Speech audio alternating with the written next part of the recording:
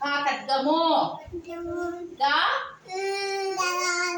చ చ చిత్రము జ జ ట ఠ డ డబ్బా ఢ డంక అన థ థ ద దండ ధ ధనసు ధనసు ఎవరు ఇస్తారు? శ్రీరామచంద్రుడు ధనసు విడిసి విల్లు విడిసి సీతాదేవిని పెళ్లి చేసుకుంటాడు. నా పా